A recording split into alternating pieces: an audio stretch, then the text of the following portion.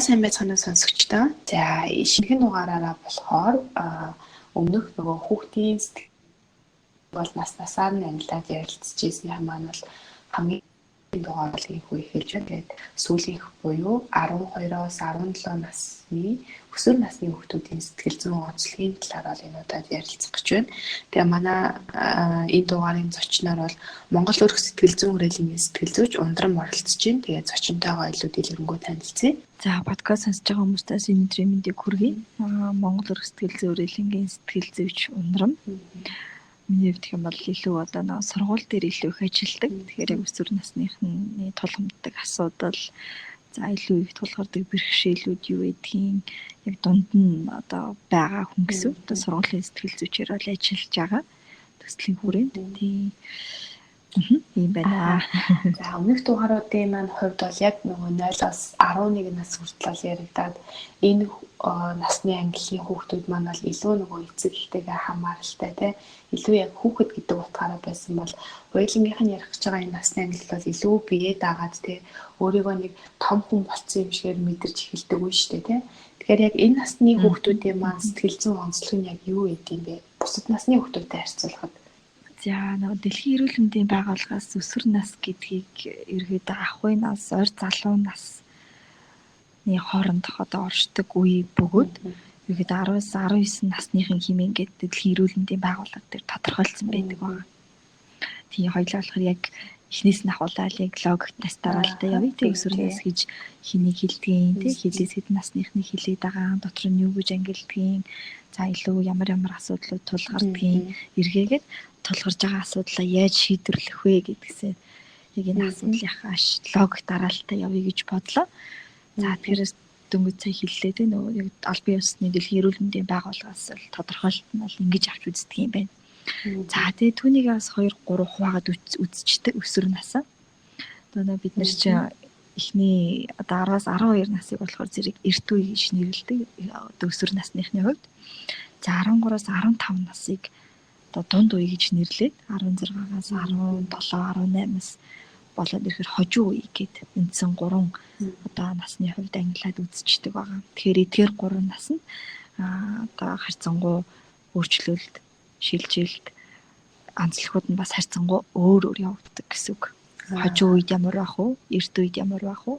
Дунд үед бас ямар байх вэ гэх мэтчлэн. За тэгэхээр өсвөр насны үеийнхний онцлог бол мэдээж ойлгомжтой нөгөө өсөж хөгжиж тодорхой хэмжээнд тарих болон бие махбодын хувьд өөрчлөлт гарч байгаагийн зэрэгцээ сэтгэл зүйн хувьд докторгүй болоод ирчдэг энийг. Тэгэхээр нөгөө ойлгох тэр үзэл бодол цаан харьцаагаар нь тэрүүгээр нь илэрч идэг. Одоо өөрийгөө ойлгох гадаа үзэл бодол нь яг тэр байдлаар илэрхийлээд байдаг. Гэсэн эргээгээд хүүхэд тэрэн дээр юу хүсэж идэг вэ гэхээр би ийм надад ийм хэцүү байгаа шүү тий ээж надад нэг ийм асуудал байгаа даа. Одоо магадгүй батгах ч юм уу эсвэл магадгүй найз хүүгүүн ч юм уу магадгүй үеийнхэнтэйгээ харилцаад байгаа харилцаанд ч юм уу тий хэцүү байгаа шүү. Би энийг асуудлаа шийдэж чадахгүй байгаа даа. Миний бид өөрчлөлт ороод байна гэдгээ яг тэр зам байдлаар илэрхийлээд байдаг гэсэн үг. Тэгээ нөгөө нэг энэ насныхны хувьд одоо эрт орой хөгжил нь одоо өдөр чи хүүхэд наснд нь онцлогтой өөр явагдаж байгаа шүү дээ тий нөлөө нь. Тэгэхээр нөгөө эрт орой хөгжих нь бас хүүхдүүдээс нөлөөлдөг гинэ харилцаанд тий нийгэмд тийм. Тэгэхээр судалгаанаас үзэхэд арай эрт боловсрсон эрэгтэй хүүхэд найзуудынхаа анхаарлын төвд байж ерөөдөө найз нартайгаа илүү их тийм түүнийг удирдах шинж чанартай илүү альваг хүлээн зөвшөөрдөг илүү одоо ууж гэдэг юм уу те нэг юун төрөн шийдвэр гаргаад байдаггүй. За мөн орчинтойгоо илүү хурдан харилцаа тогтоох эдгээр чадварууд бол айгүй сурцсан байдаг юм байна. Тэгэхээр эрэгтэй хүүхэд шүү дээ те хүйсийн хувьд аваад үзэхээр тэгэхээр яг шилжилтийн насны хувьд илүү жоохон хөгжөөд хөгжил нь илүү эрт явагдсан хүүхэд маань судалгаанаас үзэхэд бол илүү одоо боловсрцсан гэх юм уу тий арай илүү хэд шатна төрүүлээд хөгжсөн байдаг юм байна. Тэгэхээр эргээгээд энэ одоо нийгэмд ямар нөлөө үзүүлээд идэг вэ гэхээр магадгүй насанд хүрсэн хойно ч юм уу тий зарим нэг хүүхэд нь нэг дуугаа ичимхий бүрүү байгаад идэг бол зарим нь оюутан болоод айгүй манлайлагч байгаад идэг ч юм уу тий нэг харилцан ялгаатай байдаг шүү дээ. Тий. Тэгэхээр энэ маань юунаас үүддэг вэ гэхээр одоо нөгөө нэг тухайн үеийн шилжилтийн нас маань хэр зэрэг одоо явагдсан байна, хөгжил нь хэр зэрэг явагдсантай л холбоотой гэсэн. Тэгэхээр эргээгээд одоо тухайн хүүхэд маань тухайн үеийг илүү хөгжлөө гүйцэж бүрэнгүүцэд авч чадаагүй хөгжлийнхөө үе шатн жоохон магадгүй хоцрогдолтой яваад байгаа бол тэрийг одоо тэр байдал нь илэрч байгаа гэсэн. Гэхдээ энэ маань нэг тийм буруу ч юм уу, гажсан ч юм уу асуудал бол байхгүй л дээ. Яг зөвхөн хүүхдийн л одоо нийгэм нас зүйн гэр бүлийн онцлогоос одоо хүмүүжүүлж гэдэг юм уу те тэр байдлаас л орчноос нөлөөлж байгаа. Түрүүн бас өөрөө хэлсэн штэ эрт дунд хожуу үегээд 3 онцлог гэдэг. Эрт үед нь ер нь хүүхдүүд ямар байдгийг, дунд үедээ ямар байдгийг, хожуу үедээ ямар байдгийг юм бол. За одоо эрт үе буюу одоо 10-аас 12 насныхныг оруулаад байгаа. Тэгэхээр нөгөө альва ямар нэгэн зүйлийн үн цэнийг мэдрэх, за магадгүй альва нэг зүйлийг ухаарах ч гэдэг юм уу тэр хэсэг маань хэсэг хугацаанд их тийм хол гэдгийг мэдэрдэг. Энэ наснд болохоор зэрэг тэр ээж аав нар бол тэрийг нэг альва юмны үн цэнийг мэдрүүлэх гээл те ингээд ах шаардлага бас байхгүй байдаг гэсэн үг байна. Тухайн үеийг тэр нь хөгжөөгүй байдаг гэсэн үг байна. За 13-аас 15 насныханд яадаг вэ гэхээр аав ээж хоёрынхоо хоёроос хамт гар гараасаа барилцаад гэр бүлийн хайрын илэрхийлэл нь намайг үргэлж аз жаргалтай болдог шүү гэдгийг мэдэх үе тэр үед ирж идэг. Одоо нөгөө нэг илүү хөгжих гэдэг шүү дээ дээшээгээ найзын төвшөнд ижил төвшөнд хурж ирээд аав ээж хоёрынхоо гар гараас бариад гэр бүлийн харилцаа чинь тэгээ намайг үргэлж аз жаргалтай болгодог ийм мэдрэмжийг өгдөг юм байна гэдгийг тухайн үед нас нь илэрхийлээд идэг байна.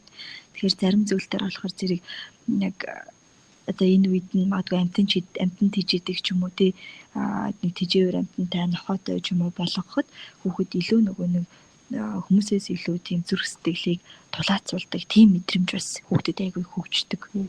Тэгэхээр яг энэ наснд нь 13-аас 15 наснд нь 14-15 нас илүү зохимжтой байдаг. Тэгэхээр нэг нохой ч юм уу тижээлэг юм бол хүүхэд эргээгээд илүү нөгөө нэг нөхөрсөг тий эргээгээд хэнийг нэг хайрлах, эргээгээд хэнийг зүрх сэтгэл нөгөө сайхан сэтгэл гэдэг зүйл маань нөгөө нэг тухайд нь хөгжиж идэг байна. Эргээ бид нэр хүсдэг штэ тий насанд хүрсэн хойно. Манай энэстэ нэрээ хүн амтан өрөвдөнч гэж мэдэхгүй, хайрланч гэж мэдэхгүй ингээл тий нэг дараа гэж хийж авнаар ярьдаг. Тэгэхээр тухайн үед нас хөгжлийнх нь онцлогт нь тохирсон тэр одоо хангагдаагүй хэрэгцээг нь одоо нөхөж өгч чадаагүй ч гэдэг юм уу магадгүй энэ наснд нь аав ээж хоёр нь салцсан байдаг бол бас их хүүхэд сэтгэл зүйн гэмтэл авдаг гэсэн үг байна. Тэгээ яг энэ аав ээж хоёр байж би гэр бүл бүрэн бүтэн байдгийн байна, аз жаргалтай болдгийн байна гэдгийг илүү найзын төвшөнд тий мэдэрдэг энэ үе дээр тэгэхээр ээж аав нар манаас илүү оролцоотой байхыг танаас одоо нас нь шаардж байна гэсэн үг. Нас нь илэрхийлээд байна гэсэн үг тий 13-аас 15 насны ээж аавд маань тэгэхээр илүүтэй яах ёстой вэ гэхээр илүү оролцох ёстой юм байна. Илүү нөгөө хайр гэдэг зүйлээ үйлдэлээрээ маш сайн илэрхийлэх ёстой юм байна. Тэгжээж эргээд хүүхэд маань цаашаа 16, 17, 18 магадгүй насанд хүрсэн хойноо магадгүй 20 гараад 30 төхөөд гэр бүлтэй болох тэр нөхцөлд эргээд нөгөө нэг инэрэнгүй сэтгэл тусч тэ зүрх сэтгэлээсээ гэдэг зүйл нь бол одоо нөхөрсөг байдаг ч гэдэг юм уу тэг их мэдчлээ эдгээр шинж чанарууд нь бол төлөвшөж одоо гүйцэтгэг гэх юм уу да тий суудаг гэсэн үг илүү хөгждөг гэсэн үг тэр наснд нь. За дунд үеийн юм байна. За нөгөө хожуу үе буюу арай илүү нөгөө нэг хөгжил маань одоо дуусах шатанда ороо тий нөгөө бие хүн нас том хүн болох гэдэг шүү дээ. Тэгэхээр энэс өмнө юу болоод идэг вэ гэхээр нөгөө залуунаас тий уйдгаар гуниг шаналл гэл хүүхдүүдийн мэдэрдэг ихэвчлэн нөгөө нэг хүүсийн хоорондох замаадгүй хинэгний найз нөхдийн хоорондын гомдолч гэдэг юм уу тий уйдгаар гуниг тэр одоо мэдрэмжүүдийг илүү одоо таньж мэдэх гэж оролддог юм байна.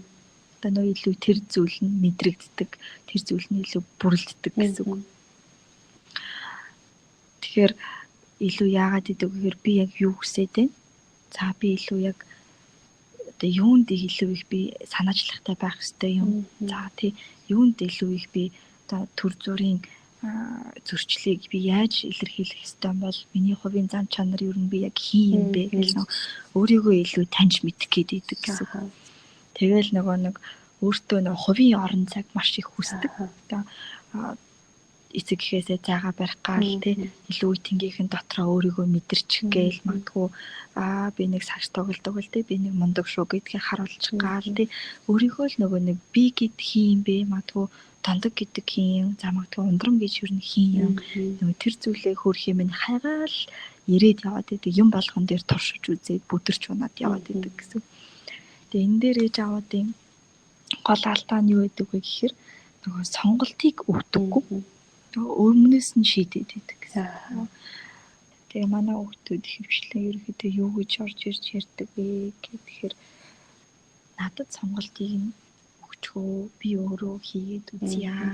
Зүгээр надаа юун дээр алдаж болохгүй юм бэ те надад зүгээр юунд буруу вэ гэдгийг хэлээд өгчих гэх тийм зүйлийг хүүхдүүд өөрөө хүсдэг байна. Гэтэл ээж аав нар бид нар хайрын нэг илэрхийлэлтэй те нэг ингэж гүмсэн за миний хүү ингэж байх те миний хүүд ингэжүүл ингэчэндээ гэдэг нэг хайрын нэг илэрхийлэл эргээгээд хүүхдийг эргээгээд шийдвэр гаргаж чаддаггүй сонголт хийж чаддаггүй тийм нөхцөл байдалд хүрэхэд итгэдэг. Тэгэхээр эргээгээд шийдвэр гаргаж чаддаггүй сонголт хийж чаддаггүй хүүхдүүд маань том болоод ирэхээр насанд хүрсэн хойно ч юм уу тийм онц ноцтой шаардлагатай гэсэн шийдвэр гаргалтын дээр илүү жоохон бүдрэх гэдэг магадгүй хин нэг аялдан дагалдахдаа илүү сайн байдаг ч юм уу тийм илүү өөр ингэсэн нөгөө манлайлах чадвар нь байхгүй тийм хин өөрөө бие дагаад шийдвэр сонголт гаргаж чаддаггүй учраас тэр асуудал нь тийм байдлаар илэрдэг гэсэн. Тэгээ яагаад миний хүүхдэд өнөөдөр ингэж нэг ийм байдалд хүрч вэ? Тэ өнөөдөр яагаад нэг юм итэх санаачлаггүй юмд нэг тийм зоригтой биш, шийдэмгий биш, тийм байна вэ гэхээр эргээ та бас өөрсдийнхөө ээж аваад маань нөгөө хүмүүжлийнхаа арга барилуудаа бас өөрсдөндөө эргээд харах хэрэгтэй болж байгаа гэсэн үг. Одоо тийм байгаа. Насанд хүрсэн одоо хүний төлөвшсөн байна уу, төлөвшөөгүй байна уу гэдг нь одоо хувь хүн болж чадчихгүй юу гэдг нь ерөөд өсвөр настаас шалтгаалдаг гэж ойлгох нь шүү дээ, тий. Тэгэхээр нөгөө эргээгээд өнөөдөр ямар байна? Магадгүй энэ 7 хоног ямар байна? Энэ сар ямар байна биш тий. Энэ сар дээр энэ 7 хоног би хүүхдтэй ингэж ажиллаад магадгүй ийм чадварыг суулгачих юм бол та ирээдүйн ямар 10 жилийн дараах ямар одоо сугармаа ч юм уу санчрыг хүүхдээ хүсээд байгаа. Тий. Тэрийг л сайн би өнөөдөр ээж аваад маань бодосоо гэж үсээ хүсэж байна. Тэрнээс ээж аваад ерөөсөө тэр талыг нэг бодох хийсээ илүү өнөөдөр л манай хүүхд ингэчээд байна. Тэгээ энэ ерөөсөө ойртол ингээд ах ингээд тийг нэг тийм асуудал орж ирээд та. Тэрнээс өнөөдөр миний хүү ингэчлээ. Энэ магадгүй 10 жилийн дараа миний хүүхдэд яаж нөлөөлөх бол гэдэг зүйлийг бодох хэрэгтэй байх нэ гэсэн үг. Хоёр талынхаа одоо яг нэг ойлголтыг нэг болгох гэж нэг асуудал байна шүү дээ. Хүүхэд ер нь ингэж идэг штэ. Эцэг манай аав ээж намайг ойлгохгүй байна. Юм л олвол хичээлээ хий, юм л олвол ингэ тэггээ загнаад байна гэдэг те. Харин нөгөө талд нь эцэг эхчүүд нь гэл юм л олвол дууга ураагаал яасан мэддэхгүй таг болол юм бодоод суучих юм гэдэг ч юм уу. Ингээд нэг хоёр тал яг энэ голд нь юу болоод байгаагаа ойлгож чадахгүй л ингээд хоёр талаас өөрсдийнхөө үзэл бодлоор харилцаад байна да. Тэгэхээр хүүхдүүд бол яг энэ тал дээр бол буулт хийх ч юм өөрийгөө ойлгуулах тал дээр бол хараахан одоо суралцааг байгаа штэ. Тэгэхээр эцэг эхчүүд маань ер нь хүүхдийнхээ байр суурийг ойлгохын тулд яах ёстой. Энэ үеийн хүүхдүүд маань яг ер нь тархиндаа толгоондоо юу бодож идэг юм бол. Тий айгүй зөв асуулт байна. Тэгэхээр нөгөө хүүхэд хийсээ илүү ээж аав нар бас яг тулгуурдаг асуудал шүү дээ тий. Уг нь ярилцах гэдгийг ойлгоод идэг л манай ээж аав ярилцах хэрэгтэй байна тий. Уусаа ингэх хэрэгтэй байна. Тэгсээр нэг жоохон аргыг олж өгдөггүй нэг ярилцлага нэг жоохон бүлэглэхгүй болчих гэдэг. Гэрвшээд байгаа шиг л тий. Тэгэхээр энэ дээр нөгөө юу дан ганц өсвөр нас гэдэг гэхээс гадна нөгөө тухайн хүүхдийн одоо сэтгэл зүйн онцлогт юу илүү их бас нөлөөлдөг вэ гэхээр нөгөө хувь хүний одоо мэрэгжлийн үндсэн дээрээс юм бол темперамент гэж ярьдаг. Тэгэхээр темперамент маань бас их тодорхой хэмжээнд нөлөөлдөг гэсэн үг. Тэгэхээр хоёлаа энэ талаар бас ярилцъя тий. Темперамент буюу хүүхдийн одоо ерөөхдөө нэг хэв шинжүүд гэсэн үг л дээ. Ер нь ямар гол үндсэн нэг 4 хэв шинжийн хүрээнд та хоёулаа аваад үзчихье. Тэгэхээр өсвөр насны хүүхд ерөөхдөө одоо нөгөө нэг тэнцвэргүй, хөөрөмтгий хэв шинжтэй, за гацамтгай одоо хөшүүн хэв шинжтэй хүүхэд, за гутран хэв шинжтэй, эсвэргээр ирж хүчтэй гэсэн ийм 4 үндсэн одоо хэв шинжид хоёулаа аваад үзчихье. Энэ хэв шинжин гэхдээ одоо төрөлхийн гэж ойлгох уу эсвэл ингээд амьдралын туршид бий болсон зан характер гэж ойлгох уу? 50 айлсан. Тэгэхээр ер нь бол өөрчлөж болно гэсэн утгатай гэж ойлгоно тийм. За ойлгосон. Тэгэхээр энэ маань нэг амьдралын явцад бас их өөрчлөг зарим одоо бага багтаа магадгүй ичимхий бүрэг байж байгаад магадгүй нийгмийн өөрчлөлт, эсвэл ажлаа өөрчлөлт ч юм уу, сургууль өөрчлөгдөөд, орчин өөрчлөгдөөд ирэхээр тэр нь харьцангуй өөрчлөгдөд одоо магадгүй гадагшаага чиглэлсэнтэй илүү ярьдаг, бас одоо нээлттэй харьцдаг хүүхэд болохыг үүсгэдэг. Тэгэхдээ дийлэнх одоо 50-аас дээш хувь нь уг хүүхдийн одоо мөн чанар дээр бас бэждэг гэсэн үг. Одоо магадгүй яг нэг чухал шийдвэр гаргах дээр тухайн үед яг тэр байдлаа илэрхийлдэг ч юм уу тий. Гаднаасаа харахад манай хүүхд иймтэй гэд үзэхээр эргээгээд нөгөө одоо татгшоо чиглэж ирсэн хэв шинж нь гарч ирэх магадлал бас өндөр байдаг гэсэн үг. Тэгэхээр яг нийгмийн хувьд өөрчлөлт ороход бас өөрчлөлт орохгүй биш ордог. Гэхдээ зарим нэг зүйл дээр яг уг үндсэн хүүхний чанар бол байж идэг гэсэн үг цаана. За тэгэхээр дөрвөлнгийн тайлбарсан дээр ах тий. Тэгээ. За дөрвөн хэв шинж бол эхний хэв шинж маань за тэнцвэргүй буюу жоохон хөөрөмтгий хэв шинж байдаг. За тэнцвэргүй гэдэг маань ерөөхдөө баланс алдагдаад байгаа хүүхэд гэсэн үг. Нэг бол альваад нэг тийм хүүхдүүд байдаг шүү дээ. Нэг амар их итвэхтэй, санаачлахтай, айгүй хурдан баярлаж хөөрхөн, айгүй хурдан хэрнэ. Эсвэргээрээ нэг жоохон юм болонгод амар амархан гониглцдаг, амар амархан одоо уйлждаг, амар амархан хувьс хийчдэг ч юм уу те ингээд нөгөө яг балансаа барьж чадахгүй байгаа гэсэн үг. Тэгэхээр энэ тэнцвэргүй хити хөөрөмтгий хэв шинжийн хүүхэд ерөөдөө ямар сэтгэл зүйн хувьд онцлогтой байдгийн талаараас хэлж өгье. За үеийнхэн болон олонний дунд байхдаа ер нь happy байдаг. Дуртай. Олонтой байхдаа их дуртай. За тэгээд илүү одоо нэг адал явдалтай, хөгжилтэй, тийм зүйлд илүү их эрэлхийлдэг. Тэгээ ерөөхдөө бусдыг манлайлах хүсэлтэй. Ер нь нэг жоохон тэргүүлэгч байх гал те ер нэг зохион байгуулах чадвартай. Тэгээ сониучтэй нэг тийм эргээгээд эдний нөхдүүдийн сул тал гэж байдаг шүү дээ те ямар ч юм хоёр талтай гэдэг шиг. Тий. Тэгэхээр энэ нөхдүүдийн эргээд нөгөө зүйл нь юу гэдэг вэ гэхээр хэдий сониуч боловч баг зэрэг тогтроогүй. За тэгээ эргээгээд харилцаанд жоохон ерөнхий байдлаар хандах гэдэг.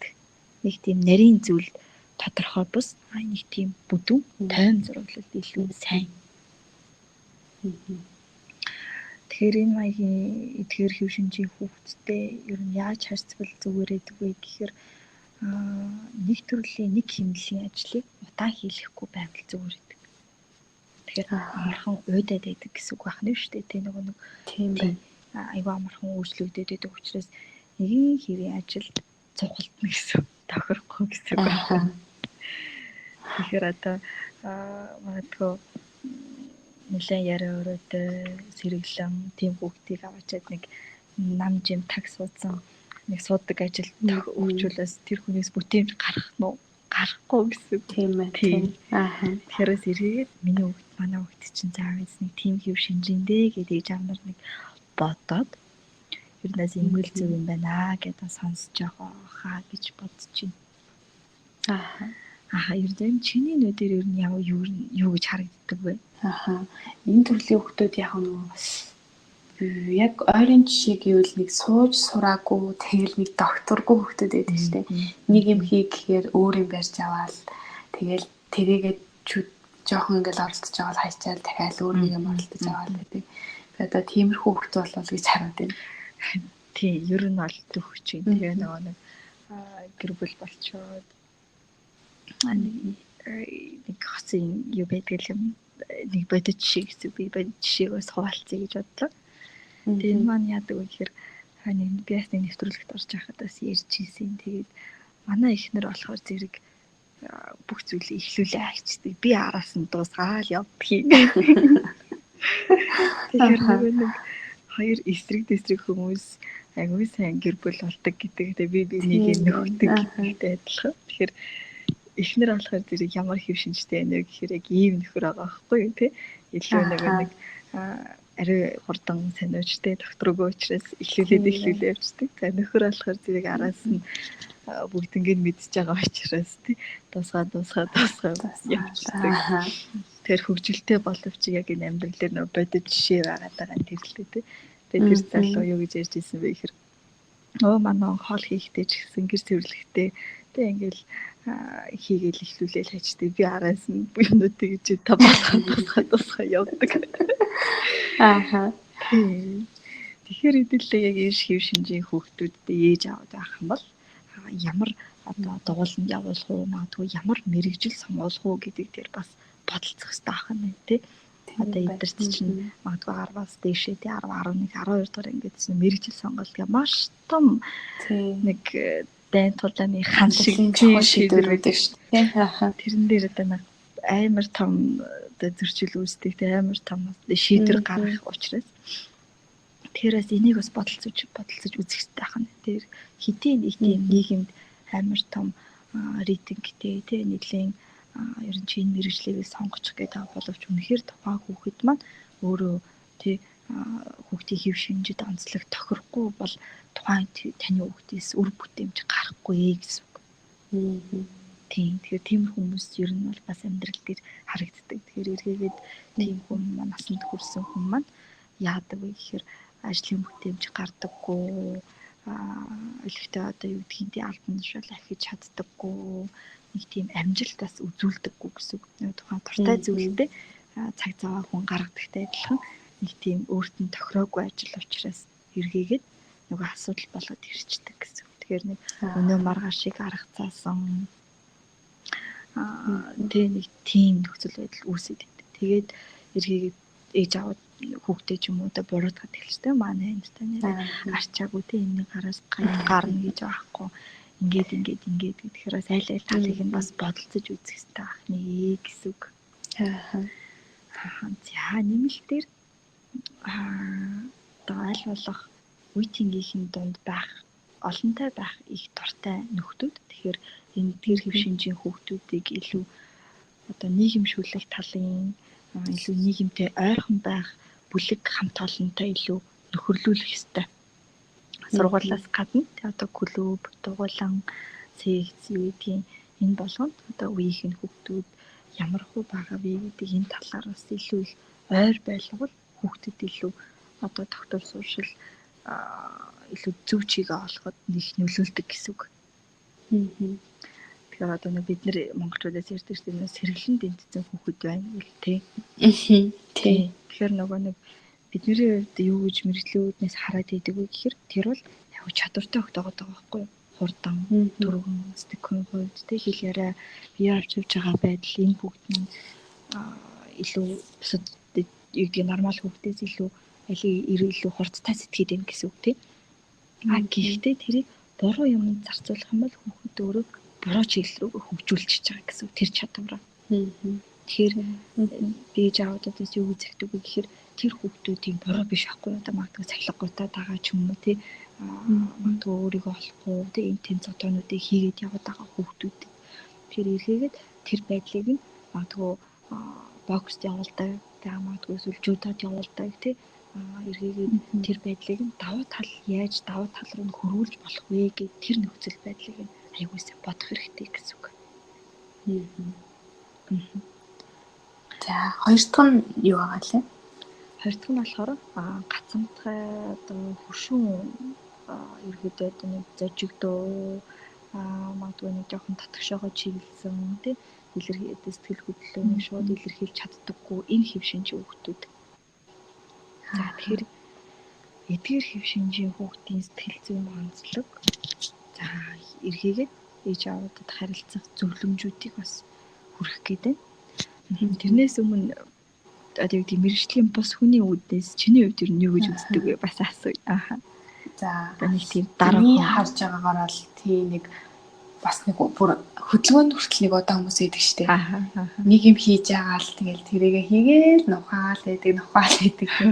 Тэгэл бас нэг гарч өгдөгөө тэгэл ингээ явж байгаа ч хүртэл удаан тийм хүн төсөөлөгдөж байна.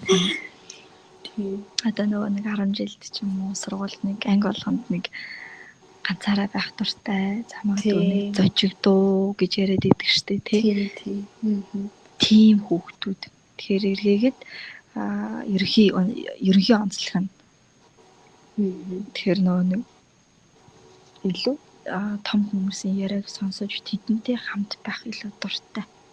Тэгэхээр нас сэтгэл зүйн онцлог нь магадгүй ярилцаад үзэхээр илүү нэг хэрсүүч гэдэг юм уу, илүү магадгүй санаа явцсан ч гэдэг юм уу, тэ нэг яриа өөрөө тогтцсон, хэв шинж нь бүрэлдсэн байх магадлал өндөр гэсэн. Яагаад гэвэл нөхцөл нь бүрдчихэж байгаа юм л да.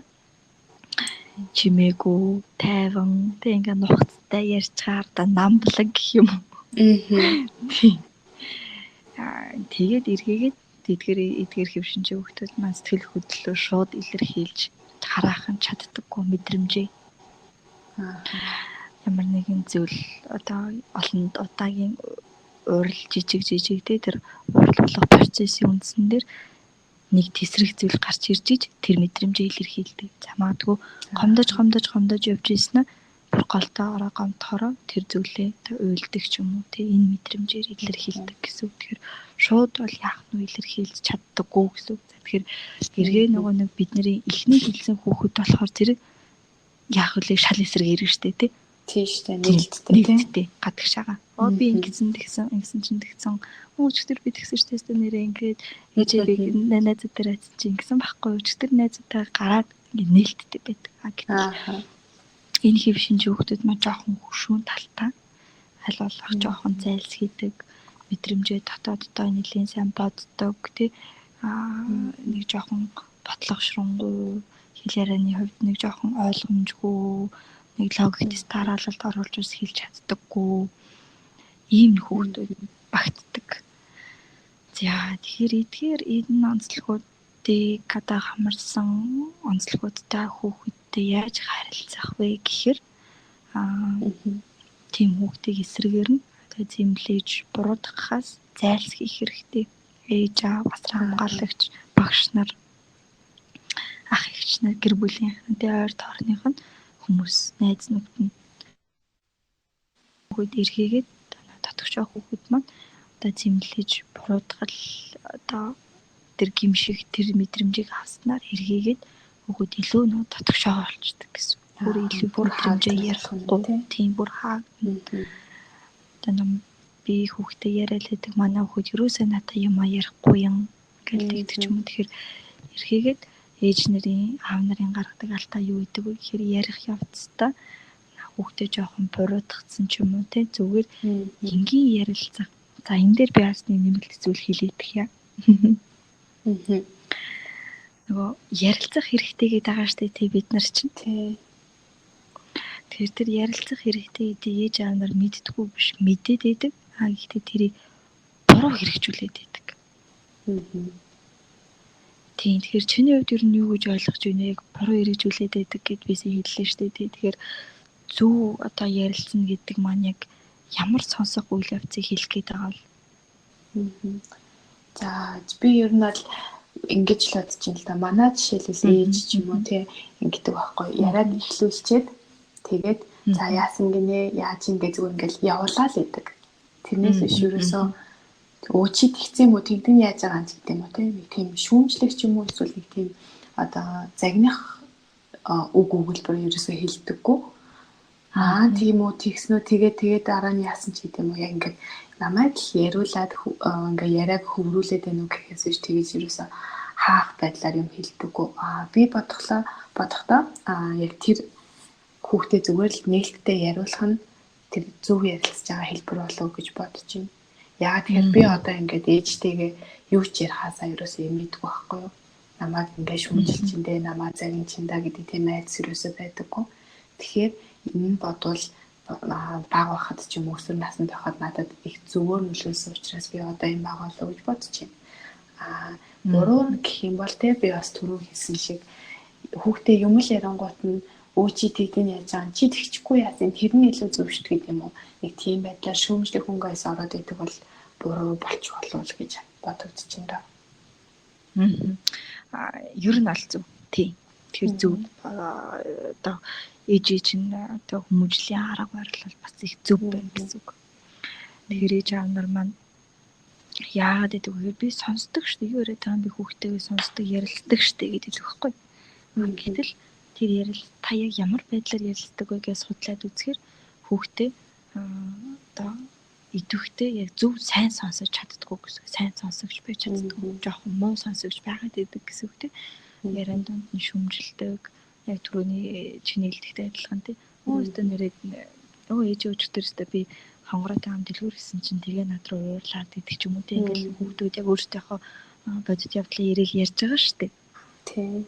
За энэ үед нь тийм үү тэр эргээгээ чи тэгээ хонгороос тэгсэн чинь тэгсэн юм уу? Тэг ингэхгүй яасан, тэгхгүй яасан.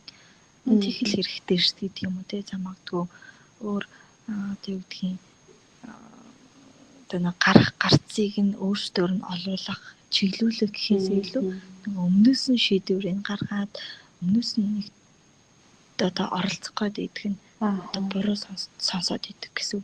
Тэгээ нөгөө дээрээс нь зэмлээд буруутгаад идэг те хийсэн зүйлийг нь мэдрэмжийг нь сонсдог байх нь шүү дээ. Тухайн асуудлыг нь илүү их авч үзээд идэг гэсэн үг. Тэгэхээр энэ жанрын хувьд яах ёстой гэхээр мэдрэмж болон асуудал хоёрыг 50-50 зэрэгцүүлж авч үзэх ёстой. Тэрнээс тухайн үед хүүхэд чинь тийм мэдрэмж авсан зүйлийг эргээгээ бид нэр өөрчлөх боломжгүй боловч ирээдүйд тэр харилцаа яаж авч үлдэх вэ? Яаж танаа хүүхэд магадгүй хүүтэй нь охинтой нь маргааш нь эргээгээ тэр ангитаа магадгүй өмнөх өдөр нь гоочлуулсан, дооглуулсан, шоглуулсан бол эргээгээд яаж тэр байдлыг даван туулах вэ гэдэг дээр л тусламж хүсэж танаас ярилцж байгаа гэсэн үг. Тэрнээс дахиад танаас зэмлэл сонсгоо, дахиад танаас юу гэдгийг буруутгал сонсгоо, дахиад танаас тийм зэмлэл сонсгоод хинч хийж үзэхгүй гэсэн үг. Тэ? Ангидаа тийм мэдрэмжийг авсан хүүхэд гэртээ ирээд ээж аваараасаа дахиад юу яриад байгаа чи бараг л ингэхгүй яасан, өдөөс нь тэггүй яасан гэдэг тийм мэдрэмжийг дахиад сонсох юм бол угаасаа яавч хоёр намайг сонсдоггүй шүү дээ.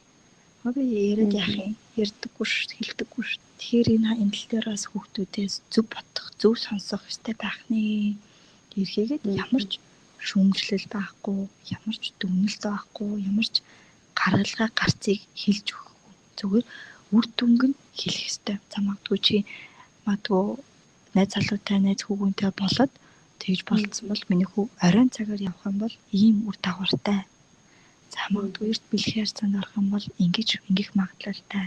За магадгүй тийм хүүхдүүдтэй чи эрт ингээд тамхи тавтаас хороод үзэх юм бол ер нь чи үр дүн миний хүү ингэж гарна. Чи тэрийг нэг бодоод үзээрэй гэсэн тийм нэг байдлаар хэлэх хэрэгсэн шүү.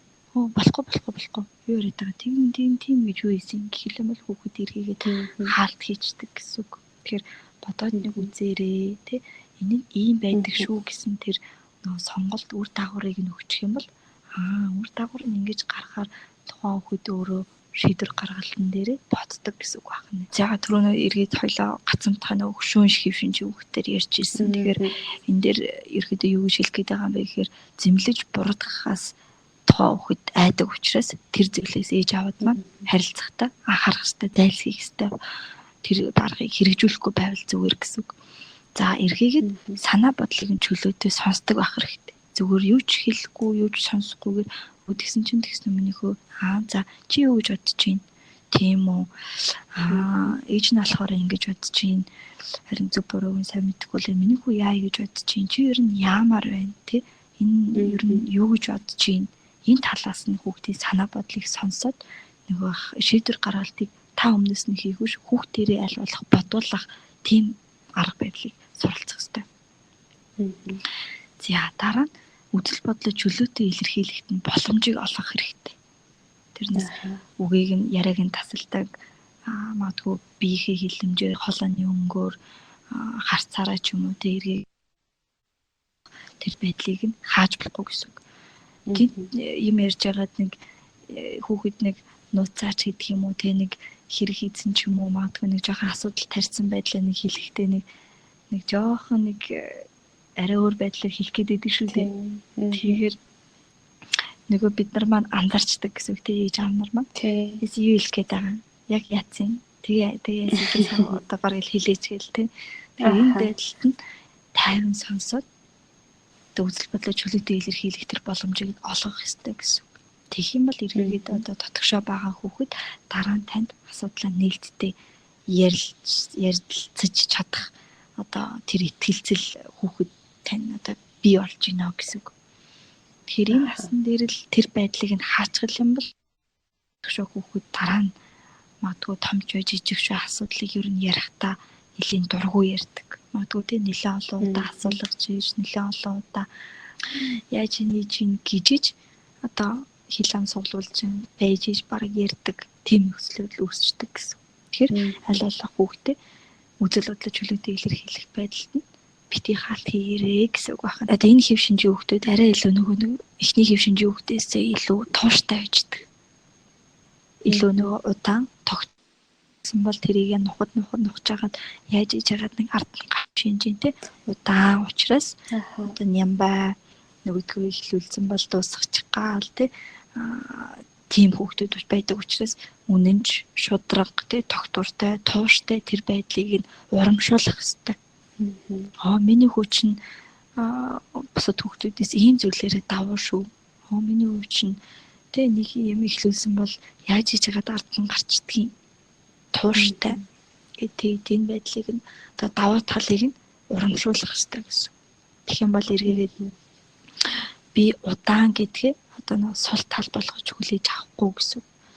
Тэгэхээр магадгүй одоо юу гэдгийг нэлийн нухацтай мэрэгжил болохоор зэрэг эмч байлаа. За магадгүй нөгөөх нь дуучин бүжигчин байлаа гэж бодъё тийм. Тэгэхээр илүү сэргэлэн цавуу хөлт бол магадгүй урлаг авьяас тал дээр илүү амжилт үзүүлэх магадлалтай. За магадгүй нэлийн тууштай, дуугай, интроверт хэв шинжийн хүүхдүүд маань нэг зүйлийг нухад хийсэн бол яаж хийж яагаад ард нь гарчдаг магадгүй эмч ч юм уу тийм магадгүй компьютерээр ард суугаад судалгаа шинжилгээний ажил хийгээд өвдөн боловсруулаад сууж идэг тийм нөхцөл байдал илүү тохиромжтой байдаг байна. За эдгээр хэв шинжийн хүүхдүүд маань бас нөгөө оюуны хүч чадлаас хорих одоо тийм боломжид илүү сайн суралцаж чаддаг. Магадгүй шатрын спорт тийм тань суугаад ингээд сайн бодоо дүгнэлт хийгээд сайн муу талаас найлал талаас нь эргэцүүлэмж хийх чадвар нэлээд сайн байдаг. Тэгэхээр хэдий ч нөгөө нэг удаан байгаадаа нь сул тал боловч эргээгээд яг ямар зүйл дээр очихороо тэр нь тав тал болоод ийн вэ гэдгээ бас бодох хэрэгтэй ахнаа. Тэгэхээр хурдан сүрсээр хийсэн хүн бол шатар тоглоход нэг жоохон сууд сураагүй ч юм уу тийм хүүхдүүд байдаг шүү дээ. Тэгээд жандармаас эргээд шатрын дугууланд явуулаад идэг шүү дээ. Өөртөө хүүхдээ сууд сурах гэсэн шатранд явуулаад тий. Тэгэхээр илүү ямар хүүхдүүд амжилт гарах боломжтой вэ гэхээр удаан нэг илүү юм тууштай эдгээр хэв шинжийн хүүхдүүд боломжтой гэсэн үг байна. За 3 дахь төрлийн хүүхд маань ямар хүүхд байгаа вэ? Батрангуй хэв шинжийн хүүхд байгаа. Тэгэхээр нийтлэгээс ажиглагддаг шүү дээ тий. Нэг юм хийхээр бараг л болохгүй байх дөө. Гэл тий. Дандаа сөрөгдлийг төлхөө хардаг гэсэн үг тий. За ер нь ч тэгэл нэг ч бийж нэг чадахгүй байх дөө ижээгэл тий. Энэ хүү тийм юм яг уу. За ер нь би бараг чадахгүй дээ гэл тий. Нас хойш гал өөрийгөө орчноосоо хязгаарлал тийм байгаад идэг нөхдүүд гэсэн. За тэгэхээр эднэр маань сэтгэл зүйн хувьд ямар байдаг вэ гэхээр бусдын үг нь жоохон эмзэг тий. Нэг жоохон голыг нь олоод хэлцээ үг байх юм бол эмзэглэхтэй хурдан. Нэг жоохон хурдан хүлээгээд авчдаг. Жоохон гомдч гол тэрийг ихтэй хэлж чадахгүй ч юм уу тий нуух гал. За эргээгээд өөртөө итгэх хүн. Хэв шинж хүүхд. Өөрийгөө одоо би тарган, би онгор нүдтэй, за магадгүй би математиктаа муу гэлтэй өөрийгөө аюу голдог. Өөрийнхөө нөө зөвхөн сул талаа л илүү их хараад байдаг гэсэн. Нөгөө давуу тал гэдэг зүйлийг нэг тийм төдийлөн үнэлж чаддаггүй нөхдүүд. Тэгэхээр хүүхдүүд маань нөгөө хэдий чинээ сул талаа харна, төдий чинээ нөгөө давуу талаа мартчихдаг гэсэн үг тийм. Гэтэл тэр хүүхэд хэдий чинээ тууштай бус магадгүй энэгээр нүдтэй байсан ч гэсэн сайн зурдаг байж болно, сайн хардаг байж болно, сайн хин нэгэнтэй ярилцдаг байж болно. Тэ? Тэгэхээр тэр давуу талыг илүү хүүхдүүдтэй олгох, тэр чадварыг нь хөгжүүлэх, тэр чамд ийм чадвар миний хүү байдаг шүү гэдгийг нь одоо сул талаас нь илүү давуу тал дээр нь ийм хүүхдүүдэд ажиллах юм бол илүү үр дүнтэй гэсэн үг. Тэрнээс миний үчин ч нэг жоохон удаандаа тий чадахгүй яах вэ гэхээр тэр хүүхэд амжилт гаргахгүй гэсэн үг байна. Тийм. Ерхийгээд одоо бэрхшээл тохиолдох үед сэтгэлээр аюу амархан ундаг хүүхдүүд. Тэгэхээр ямар нэгэн ярилцах ч юм уу хилцэх асуудлыг нь ээж аав нар нэг жоохон сөхөж ярьдаг тал байдаг шүү дээ. Тэ. Чичээстэй нэр магтах гэдэг боловч эргээгээд нөгөө асуудлыг нь хөндөд байдаг тий. Миний үчин сайндаа тэгтэл нөгөө нэг тэр үед нэг тэгчээсэн те гэл нэг тоглоом шоглоомор ч юм уу тий. Тэгж илэрхийлэх гэдэг. Тэгэхээр эргээгээд энэ хүүхдэд бас яаж нөлөөлдөг вэ гэдгийг бодох хэрэгтэй ахын. За тэгэхээр эдгээр хөвшинж хүүхдүүд маань нөгөө бэрхшээл тохиолдож байгаа үед айгу сэтгэлээр амархан ундаг. Тэгэхээр нэг юм хийх гээд нэлээ жоохон тэгдгийн сэтгэл хөдлөлөөр хандаад нөгөөх нь санснаар нь болохгүй тохиолдолд илүү сэтгэлээр амархан унцдаг. Тэгэхээр энэ үед нь илүү буруутгахгүйгээр илүү сайн одоо сайшааж магтах ёстой гэсэн үг. Тэгэхлээгээд нөгөө үнэн байдлыг нь маш сайн илтгэх хэрэгтэй. Тэр худлаа цаасан малгай өмсгөж сайшаах хэрэггүй гэсэн үг.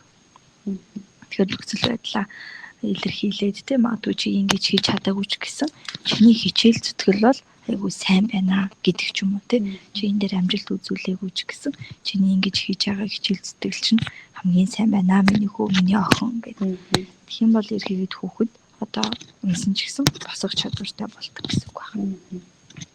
За эдгээр нэг готрон хөвшинжийн хүүхдүүд маань тасан зохицох чадвар жоохон сул байгаад байдаг.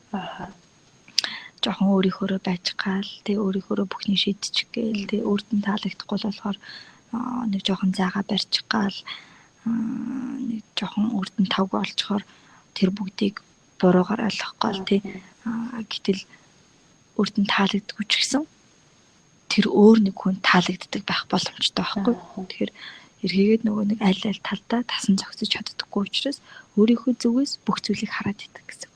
Энэ надад таарахгүй байна. Хонгор зул мухаартай тий дээр намайг тэгсэн чинь би ингэсэн надад ингэсэн намайг ингэсэн гэдэг ч юм уу ингээд жоохон өг харах гад тий илүү нөгөө өөрөө гэхээс илүү бусдыг жоохон шөмжлөх гэдэг магадгүй эсвэл эсрэгээр өөрийгөө илүү их буруутгадаг ийм хүмүүс байдаг. Би буруутай би ингэсэн чинь тэгсэн гэх мэтчлээ. За тэгээд эдгээр готрон хөвшинжийн хүүхдүүд маань ганцаараа байхыг айгүй илүүд үздэг хүүхдүүд байдаг. Тэгээд өөртөө ерөөхдөө хохиролтой үйлдэл хийхэд одоо жоохон баг зэрэг бэлэн ойрхон байж идэг байгаа. Нэг амиа орлоо. Тэгээд жоохон эрсдэлтэй үйлдэл хийдэг. Тэгээд тэнд ганцаараа явах тий эрсдлийг тооцох гэхээс илүү тэр үйлдэлүүдийг хийхэд жоохон нэлийн түлхэн болоод өгдөг. Нэг ганцаараа байх байдал нь тий өөрийнх нь хэв шинж нь илүү нэг тэгвэл ингэнгээд өөртөө маш сайн итгүүлждэг учраас тэр нь эргээд тухайн үйлдэлд одоо хийхэд нөлөөлөд идэг гэсэн үг. Тэгэхээр хин нэгэнд гоочлуулаад тэгдгийн ангитай нэлийн зожигдуу тэг хин нэгний тэр байдлыг ажиглаж өгөхөд бол магадгүй 7 хоногийн дараа 14 хоногийн дараа амиа орлох эрсдэл нэлээд өндөр гардаг ч юм уу тий хин нэгний магадгүй эцэг гэхийн салалтыг энэ үед нэлээд сайн хүнд тусцсан учраас магадгүй эрэгтэй хүүхдээс хүйсээ үед цаахаа барьдаг тий эрэгтэй хүнийг аав салан явцсан хаяа явцсан учраас эрэгтэй хүн дургу болдог ч гэдэг юм уу тэрнээсээ болоод дахиад эрэгтэй хүнтэй ойртох хүсэл төрдөггүй ч гэдэг юм уу тий гих мэтчлэн үйлдэлүүдийг шийдвэрүүдийг гаргахад одоо ойрхон байдаг гэсэн үг. Тэгэхээр эдгээр хэв шинжийн хүүхдтэй яаж харилцах вэ гэхээр шудраг бус хандахгүй байх хэрэгтэй. Үнэн ч бай, худлаач бай, алдсан ч бай, алдаагүй ч бай, амжилттай ч бай, амжилтгүй ч бай, шудраг хандах хэрэгтэй. Тэгэхээр нэг шудраг бус хандахгүй байснаар эргээд хүүхдэд тэг буруу юм дээр алдсан ч гэсэн эргээд босох тэр зүйлийг зөв зүйлийг залруулад байдаг. Эргээгээд за дараагийнх нь болохоор 50 орчим бүрдүүлэх ёстой.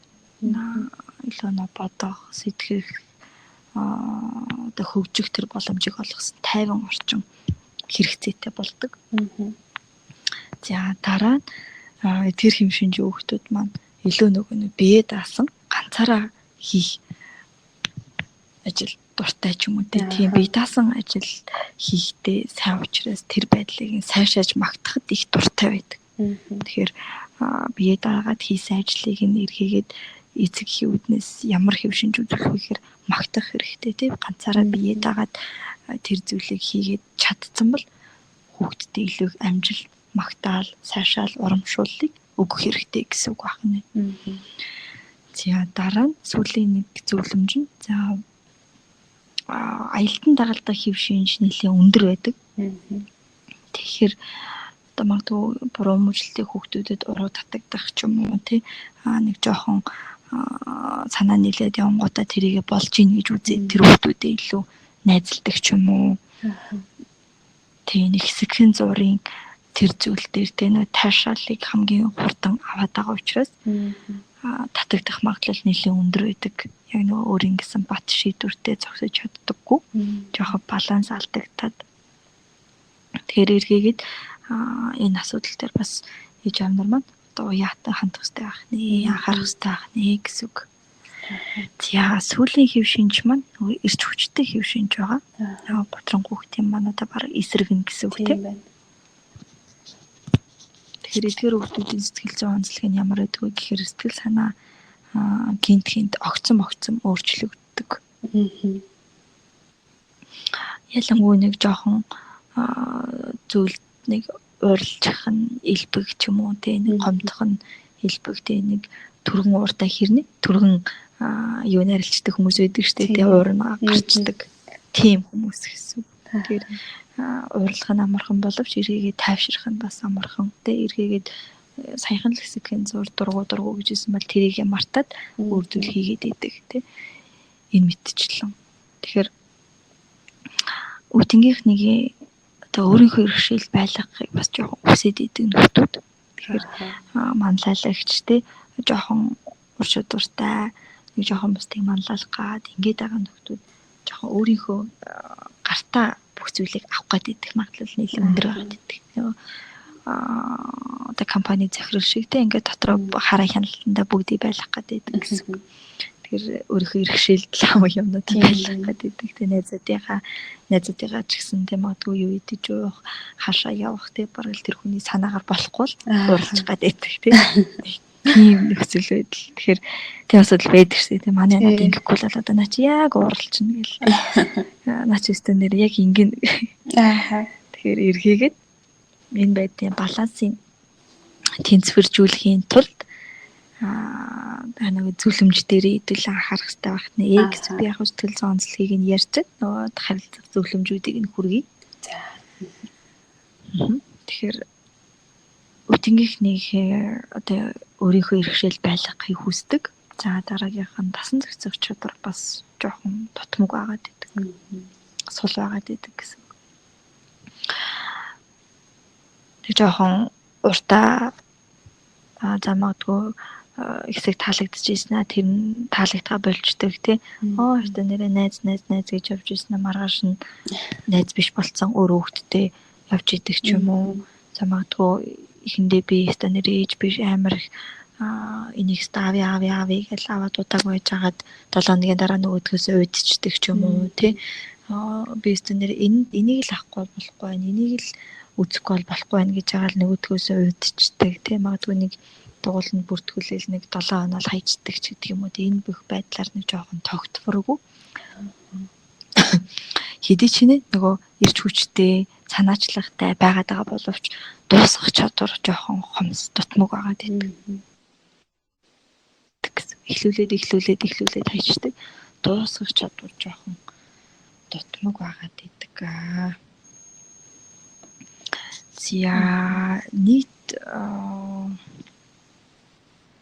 За тэгэхээр эдгээр ирч хүчтэй хэв шинжийн хүүхдүүдэд зөвлөмж юу байна вэ гэхээр бие даахыг сургах хэрэгтэй гэсэн. Бие даагаад хариуцлага, мэдлэг дадал, чадвар эдгээр зүйлийг өөрөө хийх ёстой байна. Альва зүйл чи өөрөө бие даагаад шийдвэр гаргах ёстой шүү. Тэгээ бие даагаад альва юм дээр бас гар бие оролцох ёстой гэсэн тийм бие даах чадварыг суулгаж өгөх ёстой. Нэгдүгээр.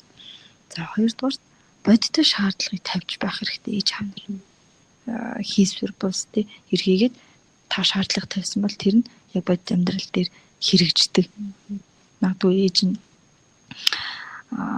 юу гэдгийг төгсөхт нь их сургуульд орохт нь ч гэх юм уу тий нэг амлалт өгсөн бол тэр нь биелэгдгүй амлалт байдаг ч юм уу тий магадгүй конкурс өхийн өмнө хүн нэг хийх зүйл нь магадгүй хийж боломжтой зүйл байдаг тий гих мэдчлэн эргээгээд нэг хүүхдэд тавьж байгаа шаардлага амлалт бүх зүйл маань илүү бодиттой байх юм бол хүүхдэд илүү ойр гэдэг гэсэн тухайн хүүхдийн хэв шинжийг өөрчлөхөд бас нэлийн ойрхон гэсэн үг. За тэгээ энэ нөгөө нэг ирч хүчтэй маш хурдан шийдвэр гаргадаг илүү сэтгэл хөдлөлөөрөө альваад хандчих гэдэг хүүхдүүд маань хүүхдүүдтэй жоохон ивэр харьцахгүй бол хурдан юу гэдгийг ууралж гал огцом шийдвэр гаргачих га тий юу яриад байгаа юм би өстө нэрэ тэхгүй тий та ингээд тахта яадгийг ингээд эргээгээд энэ асуудлыг нөгөө ээж аавын маань харилцаанд сөрөөр нөлөөлөх боломжтой гэсэн үг. Тэгэхээр магадгүй яг нэг эзгийг тааруулаад гэдэг юм уу те яг ивэр харилцаад тэр үед нь тааламжтай уур амьсгал бүрдсэн үед нь анхаарах ёстой зүйл нь юу юм, зөвлөмж нь юу юм, үр дүн нь юу юм гэдгийг тэр үед нь тайлбарлах ёстой гэсэн. За дараагийнх нь тухайн хүүхдийн хүсэл эрмэлзэл юу байна вэ гэдгийг анхаарах ёстой. Тухайн хүүхэд яг юу хүсэж байна, юу хэрэгцээтэй байгаад байна, юунд илүү дуртай байгаад байна, илүү тухайд өөрөө мэдж байгаа шүү дээ тийм. Би ийм юм дуртай учраас би ийм юмд явмаар байна. Та намайг ийм юмд явуулаад өчүүлдэ тий. Ээж яаваас та би энд л явчмаар байна л тий. Яг энэ хүсэл эрмэлзлийг нь мохохгүйгээр судалж анхаарах ёстой. За эдгээр ирч хүчтэй хэв шинжийн хүүхдүүдэд саяны миний хэлсэн харилцах зөвлөмжүүдийг дагаад ажиллах юм бол хүүхдүүдтэйгээ харьцангуй ивэ олоход амархан байх болно, харьцангуй дөхөн байх болно, ойлголцоход, харилцахад. За ингээд үндсэн 4 шинж маань бол дууссан байна. Тэгэхээр цагч ус нэлийн төгсөн учраас нийтд нь бас ээж аавдад өгөх зөвлөмжүүд хэд хэдэн зөвлөмжүүдийг хэлээд тэгээд нэг бас нэг чухал нэг зүйл байдаг юм аа.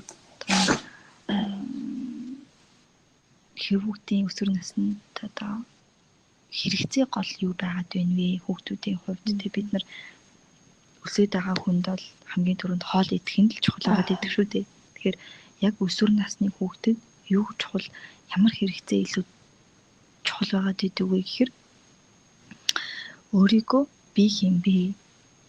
Ямар нэгэн шүүмжлүүлгүүгээр өөрийг нь хэн сонсож болох вэ? Намайг том хүн мэтэр хүлээн зөвшөөрүүлэхийн тулд тий өөрийгөө хинбэ гэдгийг таньж мэдхийн энэ насныхны хамгийн гол хэрэгцээ байгаад байдаг гэсэн. Би юм, би юм дуртай юм, би юм уу шийдвэр гаргачлаа. За би юм гоё үстэй байна, би юм чадвартай байна, би юм мундаг штэ, тий би нэг өөрөө чаддаг штэ гэсэн тийм байдлаа баталгаажуулахыг илүү их таньж мэдхийг хүсдэг гэдэг нь эдгээр насны хүүхдийн гол хэрэгцээ юм аа гэсэн үг. Тэгэхээр энэ дээр нөгөө хүүхдүүд дээр хамгийн гол нь юу илүү их чухал байдаг вэ? Юу сууж өгдөг вэ гэхээр амьдралын нөгөө итгэл үнэмшил үнэт зүйл бий болчихдог байхгүй. Эргээгээд хүүхэд маань магадгүй насанд хүрсэн хойно замагдгүй гэр бүл болсон нэг хувь хүний нэг баримтлагдаг зарчим гэж байгаад байна шүү дээ тий. магадгүй сэтгэл зүйчийн хувьд би тийм нэг зарчмуудыг ашигладаг тий. За магадгүй нэг компани албан байгууллагын удирдаг албаныхан би нэг ерөөдөө ийм зарчмаар явдаг гэж ярьдаг штэ тий. Тийм тэгэхээр энэ маань хизээ сууж өгдөг вэ гэхээр өөртөө итгэл үнэмшил үнэт зүйл маань яг өсвөр насны дээр төлөвшөж бий болж эхэлж идэг. Тэгэхээр энэ насны дээр анхаарчих юм бол эрхийгээд тухайн хүүхэд амьдралыг үзэх үзэл, бусдыг харах өнцөг, альваад хандах хандлага нь альваа одоо нэг тийм амьдралын үнэт зүйл нь тэр үед бий болж идэг гэсэн үг байна. За өсвөр насны хүүхдүүдийн хувьд бол одоо яг бие физиологи дээр айгүй хөвшлтүүд гарч ирдэг штэ. Зарим нь бол нээлттэйгээр эцэг ихтэй ингэчлээ би одоо яах вэ гэдээ асуудагч байна. Асуухгүй нуудаг хүүхдүүд ч байна те. Энэ үед бас нөгөө сэтгэл зүйн хувьд бас их тогтворгүй болдог те. Энэ одоо ер нь бие физиологийн өөрчлөлтийн талаар хүүхдүүдтэйгээ эцэгчүүд яаж ярих хэвтэй юм бол за өмнө нь одоо чамд ийм өөрчлөлтүүд гарна шүү чи ингээд бэлэн байх хэрэгтэй шүү гэж ярих нь зөв үү эсвэл гараад ирэнгүүт нь тэгээ одоо ингээд өөрчлөлтүүд гараад бидээ ил болоод ирэнгүүт нь энэ талаар нь тайлбарч өгч ярилцах хэрэгтэй юу? Ерөөдөө яг энэ насанд яадаг вэ гэхээр их тархины гадарт нэг тийм шинэ холбоосууд бий болж эхэлдэг, бүрэлддэг тархинд. Тэгээ энэ насанд тэрнтэй холбоотойгоор ер нь бүх одоо мэдлэг, чадвар, дадал, зуршил тэгээ бүх зүйлийг хийж үзэх одоо тэр нөхцөл үнд суурь эзэмших чадвар нь сууж идэг гэсэн үг. За тэгээд илүү нөгөө хүүхдүүд тархинд одоо хөөрлийн процесс илүү их явагддаг буюу одоо нөгөө саатах процесс илүү одоо явагддаггүйтэй холбоотойгоор илүү нөгөө бие барих гэхээсээ илүү биеж барих нөгөө чадвар нь сул хөгжсөн байдаг гэсэн үг. Одоо ямар ч нэг контролгүй хяналтгүйгээр үйлдэлүүдийг гаргадаг тийм магадгүй уралж ингээл бид нар том хүмүүс бол за одоо энийг ингээ илжүүл ингэндээ тийм магадгүй одоо ингэчүүл үр дүн ингэж гарандаа гэж бид нар дотроо нэг таамаг боддог бол тэр тухайн хүмүүс ямар ч тийм бодол байхгүй ямар ч фильтргүйгээр шууд гаргадаг гэсэн үг. Үйл хөдлөл, санаа бодол одоо тэр үйл явц маань. Тэгэхээр энэ үед болохоор нарийн хөдөлгөөн, жижиг сажиг одоо төрөн хөдөлгөөнтэй спорт, хөдөлгөөн, морь унах, тэшүүр, бүжиг гэх мэтчлэн дээр авхаалж самбаа, төрөн хөдөлгөөн шаардсан энэ чадварууд илүү одоо хөгжих боломжтой гэж үздэг. Тэгэхээр энэ талын чадваруудыг бас тухайн үед нь одоо хөгжүүлчих юм бол хүүхэд бас цаашаас амжилт гаргах бас бүрэн боломжтой байх нэ. Яг илүү нэг илүү гадагшаа чиглэлтэй илүү сэргэлэн чадвартай юм хийх боломжтой үе нь учраас. Тэгээ нөгөө охтуудын хувьд сарын тэмдэг ирээл хөвгүүд нөгөө бүд хоолойны дуу хоолой бүдөөрэл сахал ургаал тий нурууны чац өндөрсөөл явцдаг шүү дээ. Тэгэхээр бие махбодод харьцангуй өөрчлөлтүүд гараад бие махбодын хувьд нас гүцэйтэйгаа нь эхэлдэг. Тэгэхээр эрэгтэй эмэгтэй онцлог шинжүүд хэлбэрүүдийн утас ялгаатай томроод эхэлждэг тий тодордог. Тэгэл нөгөө нэг юу гэдгийг батг гарна тий сарын тэмдэг ирнэ цээж томрон тэгэл одоо бэлгийн божилтууд явагдаж эхэлдэг тий өндөр намжин гих мэтэд өөрчлөлтүүд орж ирж идэг гэд. Тэр түрүү би нөгөө подкастынхаа хамгийн ихэнд хэлж исэн нөгөө шилжилтийн насныхны биеийн бүтэц болон өөрийгөө үзэл бодлоо ойлгуулах тэр байдал нь одоо зан характераар нь илэрч идгээ гэд. Тэгэхээр нөгөө хэдий чиний эрт одоо божилт явагдсан эрэгтэй болон эмэгтэй хүүхдүүдэд өөр нөлөө үүсдэг юм байна л да. Тийм. Тэгэхээр нөгөө судалгаанаас үзсэн чинь эрэгтэй хүүхдүүд болохоор зэрэг илүү манлайлагч тий илүү орчинтойгоо хурдан танилцдаг. Тийм нөхцөл үүсчдэг. За. Эмэгтэй охтуудын хувьд болохоор зэрэг үе тэнгийнхнийхээ бодвол илүү нэг жоохон ичимхий за илүү орчинтойгоо хялбар харилцаа тогтоох чадвар суучдаг байна. Тэгэхээр энэ үед юу н хамгийн гол одоо хүсэж байгаа зүйл маань яаж харилцах вэ гэдэг байгаа шүү дээ. яг энэ үед нь яаж зөв ойлголцох вэ? Энэ мэдрэмжээ яаж одоо зөв илэрхийлэх вэ? Яаж тэр дутуу байдлаа нөхөх вэ гэд. Тэгээ энэ дээр яг эрдэмтдийн судалгаан дээр ч юм уу үзэл баримтлал хэв шинжүүдийг аваад үзэхээр хүүхэд нөө илүү их нэг өөсөө айгүй их олж харддаг штэ тий. Яна би амар бүдүүн байна тий. Надад таалагдахгүй байна. Миний үс ингэсэн. Өгөө наатгаж орч үе наатгаж хүүхдүүд өмсдгүй. Одооний хүүхдүүд ийм юм хэрэглээд байгаа чи эн чи юу юм гээл тий. Нэг тийм нэг голох шинжүүд айгүй их байгаад идэг. Хүлээн зөвшөөрөх гэхээс илүү. Тэгэхээр нөгөө нэг бусдаас ямар нэгэн байдлаараа ямар нэгэн талаараа дутуу болон ямар нэгэн байдлаараа нэг талаараа илүү мэдрэмж үүсэт идэг. Эсвэргээрээ 3 дахь мэдрэмж нь нийтлэг буюу тэгш мэдрэмж. Энэ 3 мэдрэмж айгүй чухал гэж үздэг. Тэгэхээр энэ хин нэгнээс илүү болон дутуу. За нийтлэг гэсэн энэ 3 мэдрэмж одоо хүн зөв одоо мэдрэмжээ тодорхойлсноор өөрийгөө одоо ялах тэр процесс одоо илүү хөгждөг гэсэн үг. Тэгэхээр нөгөө нэг энэ дээр би юу гэж хэлэх гээд байна гэхээр дутуугийн мэдрэмж гэж бид нэр одоо мэрэгжлийн сэтгэл зүйчид ярьдаг юм л да гэр бүл судлаач нар. Тийм тэгэхээр нөгөө нэг хэрэгцээг хангагдаагүй өссөн хүүхэд эргээгээд бас жоохон асуудал үүсэх гэдэг магадлал өндөр байдаг. Тэгэхээр нөгөө нэг магадгүй ойлголцох насан дээр ярилцах насан дээр хүүхдтэйгээ илүү оролцох насан дээр нь ч юм уу те энэ тал дээр бас хөгжүүлэх ёстой гэж хэлэх гээд байгаа юм. Тэгэхээр эргээгээд өсвөр наснд нь шийдвэрлэгдэг магадгүй тэр дутуу гэд мэдрэмж үүссэн те буруу өөрийнхөө согог ямар нэгэн бэрхшээлээ одоо юу гэдгийг асуудал гэд үзчих юм бол цаашаага тэрийг бүр илүү том өөрийгөө голох одоо үзлийн нэг шалтгаан болждаг гэсэн үг. Тэгэхээр л нөгөө эргээгээд хүүхэд маань ямар хүн болох вэ гэхээр өөртөө өөрийн үнэлэмж байхгүй, өөрийгөө үнэлж чадахгүй тий өөрийгөө нэг дутуу үнэлдэг, өөртөө итгэл нь буурсан гэсэн нэг тийм нөхдүүд болоод өсчдөг байх нэ гэсэн үг.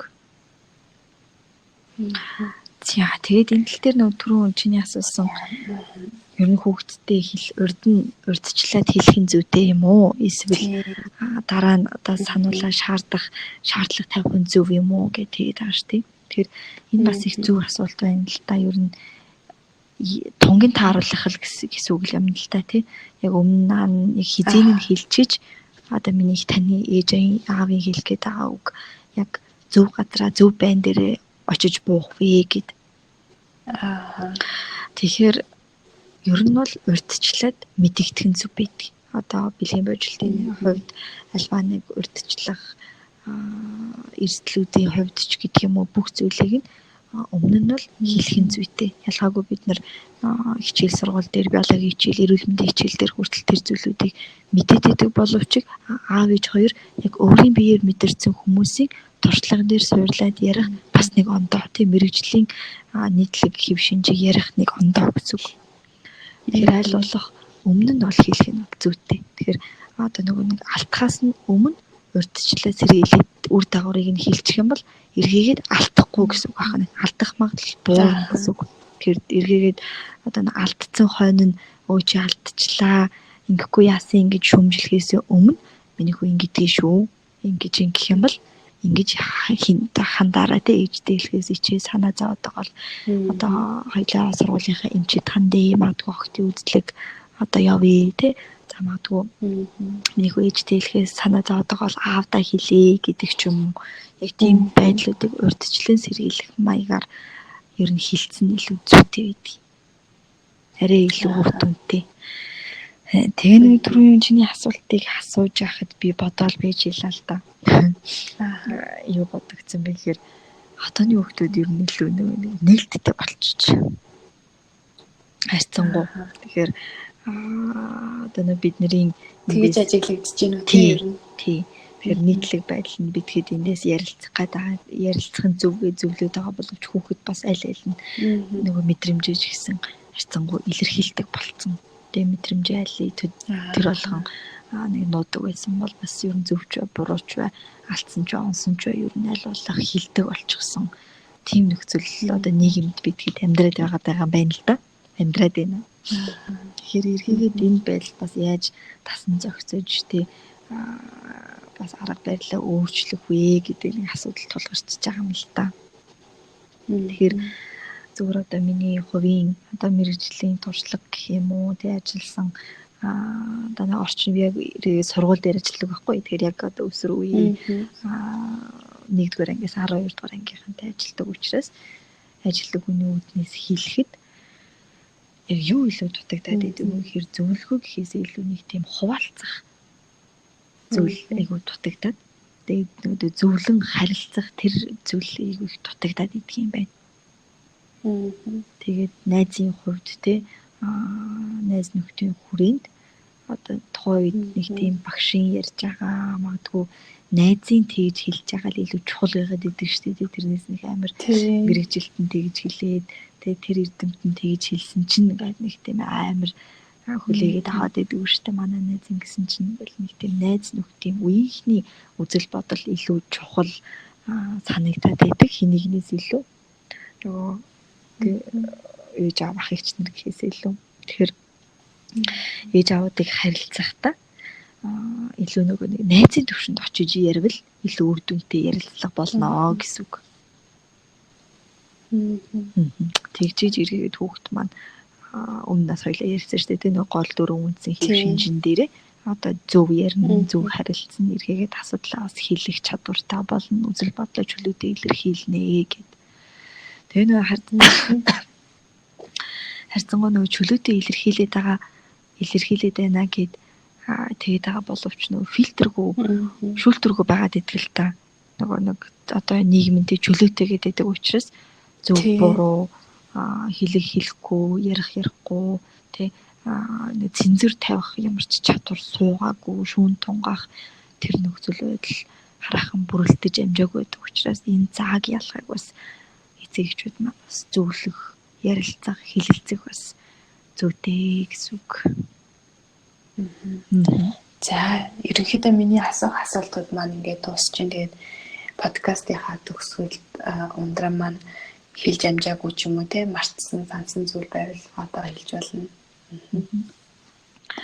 За баярлалаа. Тэгээд ерөнхийдөө 60 минут нэг цаг яаж орно л гэж анх бодчихлоо эхлэв. Яг цагаад болсон чинь айгу урдан айгу их ярих юм байгаад байдаг те ингээд айгу богцоор харимтдаг нөхөн байдаг те. Ханда яриад байдаг гэл. Гэтэ яг харьцангуй бас яг зөв гол юмнуудаа бас хэлж бол амжилсан амжилтгүй яах вэ? Тийм. Тэгээд энэ дээр сая бас боломж олгосонд бас баярлалаа. Тэгээд мөчийг ашиглаад ээж аавуудаа бас үеийнхэндээ тийм магадгүй өсвөр насныхан бас сонсож явах бүрэн боломжтой учраас юу хэлмээр байна вэ гэхээр өөртөө итгэл гэдэг зүйл тухайгтуудад айгүй чухал байгаад байдаг. Тэгээд хүсэл сонирхол итгэл найдвар зориг хүсэл мөрөөдөл нь айгүй чухал байгаад байдаг. Тэгэхээр хүүхэд өөрийгөө хэрхэн яаж үнэлж байгаа нь одоо тавьсан зориг итгэж өмөрч байгаа тэр итгэл найдвар амьдралын үзэл хандлага хүсэл мөрөөдөлтэй холбоотой байдаг учраас авьяас чадвар гадаа төрөв хувийн шинж чанар боломж нөөц бүхнээ хүүхдүүдээ аль болох илүү их зүйлд бас сургаасай дэмжээсэй тэр зүйлээс нь өөртөө итгэлээ авьяас чадвар гадаа төрөхтэй би хинбэ гэдгийг тодорхойлоод байдаг учраас энэ тал дээр бас анхаараасай гэж хүсэж байна. Тэгэхээр өөрийн үнэлэмж хэдий чиний өндөр байна. Төдий чиний одоо төлөвшөх гол хүчин зүйл нь бий болж байдаг гэд одоо судалгааны үндсэн дээрээс тодорхойлогдсон байдаг. Тэгэхээр өөрийн үнэлэмж нь эцэг хийхэн тэдэнтэй хамт байх цагийн тооноос биш. Ерөөдөө тэдэнтэй яаж харьцаж байгаа тэр хандлага харилцаанаас илүү их одоо шаарддаг нөлөөлдөг гэсэн шалтгаалдаг. Тэгэхээр би хүүхдтэй айгүй их цаг гаргадаг штэ юу яриад байгаа гэхээсээ илүү тэг чанартай цагийг хэрхэн яаж харьцаж хандж байгаа хандлагаар нь тодорхойлдог байгаа шүү. Тэгэхээр ээж аауд маань энэ тал дээр бас анхаараарай.